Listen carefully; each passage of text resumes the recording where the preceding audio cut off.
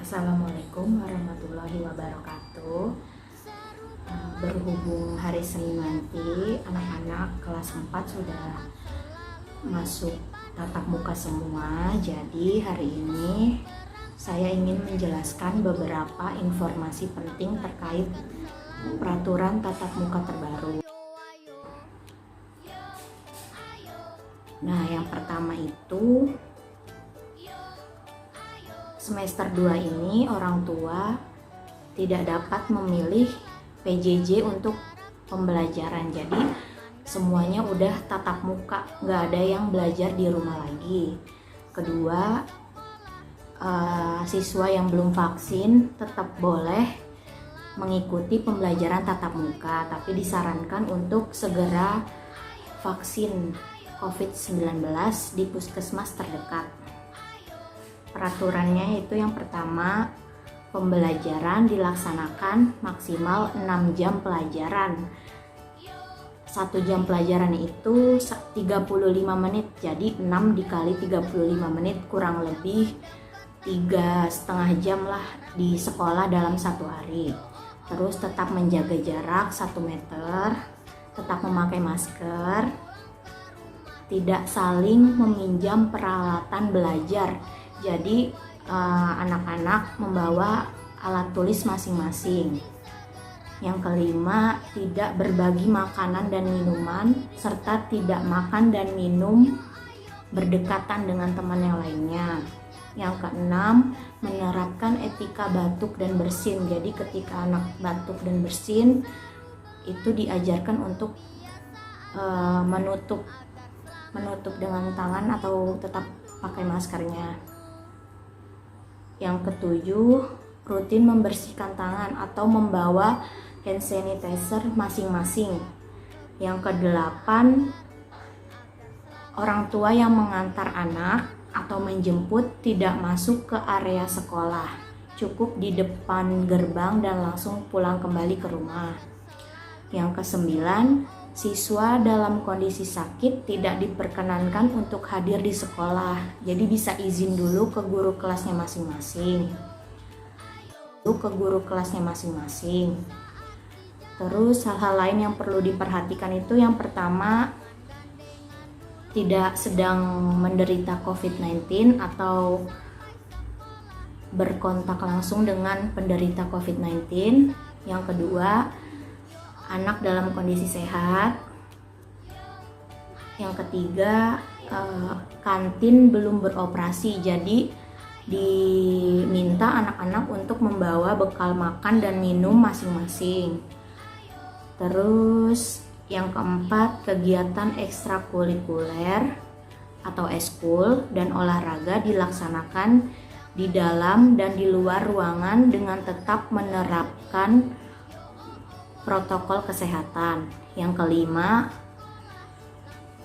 supaya tidak terjadi penumpukan, orang tua yang mengantar hanya sampai di depan gerbang dan penjemputan juga begitu. Yang keenam, itu membawa perlengkapan sholat sendiri dan sendal jepit untuk berwudu atau ke toilet. Jadi nanti semester 2 ini anak-anak saat sampai di depan kelas itu sepatunya dilepas. Jadi anak-anak pakai kaos kaki. Nanti kalau mau ke toilet bisa pakai sendal jepit masing-masing. Jadi diharapkan anak-anak bisa membawa sendal jepit untuk ditaruh di sekolah. Apabila ingin sholat nanti berwudu atau ke toilet bisa memakai sendal jepitnya masing-masing. Terus saat istirahat peserta didik tetap berada di dalam kelas, tidak boleh jajan keluar. Jadi seperti itu ya peraturannya Bapak Ibu. Mohon diperhatikan peraturan-peraturan terbarunya, diberitahu anak-anaknya.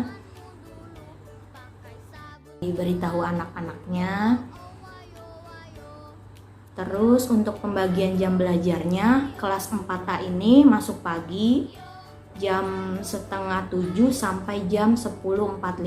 Untuk kelas B-nya 4B masuk siang jam 10 sampai jam 2. Nah, karena ruang kelasnya itu kan kurang, jadi kelas 4 ini ada yang masuk pagi dan ada yang masuk siang. Nah, untuk mulai Senin besok, ini yang masuk pagi itu kelas 4A dulu. Kelas 4B-nya masuk siang. Nanti minggu depannya kelas 4B-nya masuk siang, kelas 4B-nya masuk pagi, kelas 4A-nya masuk siang. Jadi bergantian setiap minggu. Jadi semua merasakan masuk pagi dan masuk siang.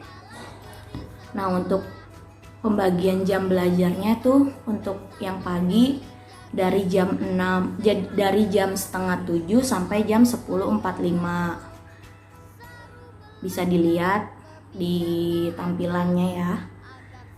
Untuk yang masuk siang itu dari jam 10 sampai jam 2. Nah, untuk jadwal pelajaran kelas 4-nya sama seperti sebelumnya. Dari Senin sampai Jumat. Senin itu tematik dan matematika, Selasa tematik dan matematika juga, Rabu PJOK, olahraga dan tematik, Kamisnya agama dan tematik, Jumatnya tematik dan PLBJ. Nah, untuk Senin besok kan masih awal masuk, jadi belum mulai materi pembelajaran. Anak-anak bisa membawa buku tulis dan alat tulis untuk mencatat hal-hal yang perlu dicatat nanti. Kemudian yang belum mengembalikan buku tema 1 sampai tema 5 harap dibawa bukunya hari Senin ya. Dan untuk buku tulis, jadi setiap mata pelajaran itu buku tulisnya 2. Ada untuk catatan dan ada untuk latihan. Jadi pembelajaran itu tidak tercampur, jadi mudah untuk dipelajari kembali di rumah. Seperti itu ya Bapak Ibu. Oh iya, ada informasi tambahan lagi satu. Kemarin hasil rapat dengan kepala sekolah dan guru-guru, karena berhubung kelas 4 itu kan sampai jam 11. Nah, gurunya cuma 1. Jadi ada perubahan lagi. Karena keterbatasan waktu dan tenaga gurunya, 4A itu yang mengajar bukan saya lagi, tapi nanti ada Bu Mas Rifah yang akan mengajar kelas 4A. Jadi sekian informasi yang dapat saya sampaikan, kurang lebihnya mohon maaf. Kalau ada pertanyaan atau ada yang ingin ditanyakan lagi, bisa bertanya di WhatsApp. Wassalamualaikum warahmatullahi wabarakatuh.